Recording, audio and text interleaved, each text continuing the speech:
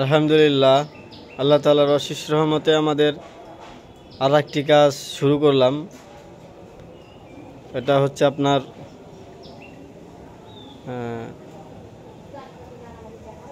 শহরের ভিতরে মহিম স্কুলের মোড়।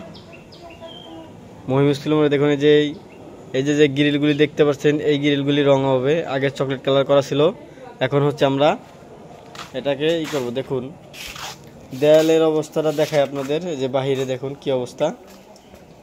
এটা কিন্তু আপনার নুনা লাগছে, রং করার একটা টাইম আছে, টাইম মতো রং করলে তাই হলে আপনার সমস্যা হয় না।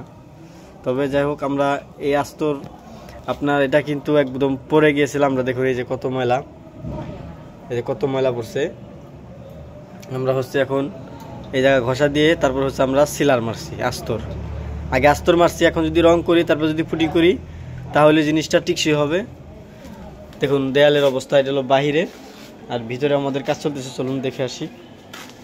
আপনার এই যে এটা হচ্ছে রান্নাঘর, দেখুন অনেক মাল সামান আছে, এগুলো সরায়ে তারপর হচ্ছে আমাদের কাজ করতে। দেখুন রান্নাঘরের পরিবেশটা দেখুন। পরবর্তীতে আপনাদেরকে দেখাবো যে আসলে রং করার পরে জিনিসটা কেমন দেখা যায়। তবে রান্নাঘরের রং ভিন্ন টাইপের করতে হয় যাতে আপনার টিকসই হয় বেশি। এই যে একটা পাল্লা আছে, এই যে আপনার এই পাল্লাগুলি হবে সব কাঠালি কালার পাল্লা, রং হবে। এটা হচ্ছে আপনার বারান্দা সহ দেখুন। এই যে হচ্ছে রুম, এক সাইডে হচ্ছে টিন, আর এক সাইডে হচ্ছে দেয়াল। আমরা টিনে এনামেল পেন্ট মারতেছি। এটা হচ্ছে এনামেল পেন্ট। দেখুন এনামেল পেন্টের কিন্তু জিলি আলাদা, ফিনিশিংটা দেওয়ার পরে মনে করেন যে আপনার ঝকঝক করবে। এনামেল পেন্টের কিন্তু সৌন্দর্যই আলাদা। তবে এটা আগে গোলাপি কালার করা ছিল, যার কারণে আমরা গোলাপি কালারই করতেছি। এই হচ্ছে আপনার দেয়াল, এটা একটা রুম, আর হচ্ছে আপনার ওই পাশে আর একটা রুম। হ্যালো গাইস, কি অবস্থা আপনাদের?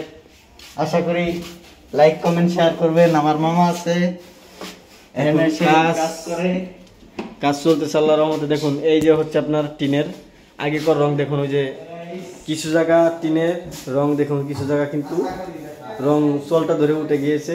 এটা আমরা ঠিক করে দেবো যাতে আর চলটা ধরে না উঠে, সম্পূর্ণভাবে ভালো কাজ করার চেষ্টা করবো ইনশাল্লাহ। তবে চলটা ধরার একটি কারণ আছে, সেই কারণটা হলো এই রং করার আগে আস্তর মেরে নিলে আপনার এই চলটা জীবনে উঠতো না। এটা হচ্ছে টিনের ঘরের কাজ করার নিয়ম। আস্তর আছে, টিনের আস্তর, সেই আস্তরটি মারতে হবে। আস্তর মারার পরে যে রঙই করেন আপনি, তাহলে আপনার ওই রঙটা নষ্ট হবে না। যার কারণে দেখুন এই যে চলটা ধরে অনেক জায়গায় রং কিন্তু উঠে গিয়ে খোয়া হয়ে গেছে, দেখছেন? এই হচ্ছে ব্যাপার। আপনার আস্তর মারলে এই রঙটার কিছুই হইতো না। যাক, সবাইকে ধন্যবাদ। কাজ শেষে আপনাদেরকে আর একটা ভিডিও দিব যে কেমন হলো। দেখুন এই দরজা পাল্লা সবই হবে ইনশাল্লাহ। ততক্ষণ আমার চ্যানেলের ফরিদপুরের রং মিস্ত্রির ইউটিউব চ্যানেল ফলো করবেন। ধন্যবাদ সবাইকে, অসংখ্য ধন্যবাদ।